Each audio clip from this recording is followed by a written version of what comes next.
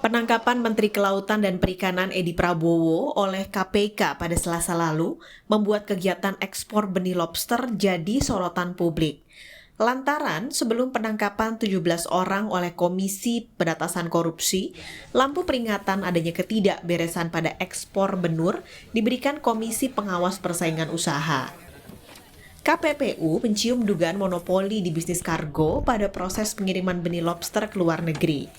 Dugaan monopoli muncul lantaran pengiriman benih lobster hanya dilakukan di satu bandara, yaitu Bandara Soekarno-Hatta.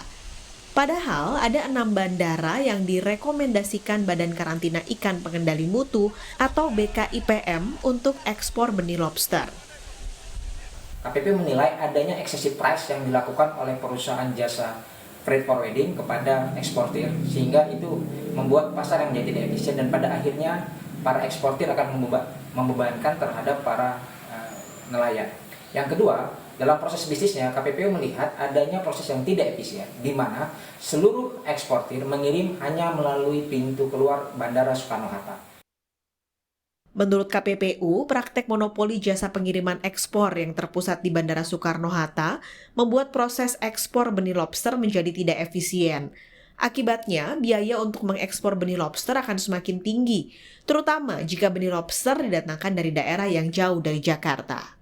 Selain dapat menurunkan kualitas benih lobster, tentu dampaknya dirasakan nelayan, karena eksportir menekan biaya ekspor dengan menurunkan harga beli dari nelayan. Pasca ditangkapnya 17 orang dan penetapan 7 tersangka termasuk Edi Prabowo yang kini sudah mengundurkan diri sebagai menteri, pemerintah menghentikan sementara izin ekspor benur. Benar, penghentian sementara. Untuk permanen tentunya perlu pembahasan lebih lanjut, kata Kepala Biro Hubungan Masyarakat dan Kerjasama Luar Negeri Kementerian Kelautan dan Perikanan, Agung Tri Prasetyo, seperti kami kutip dari kompas.com.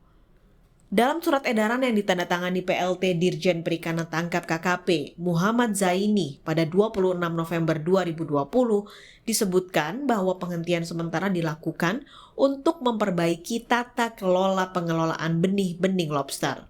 Tim Liputan Kompas TV. Pak Menteri.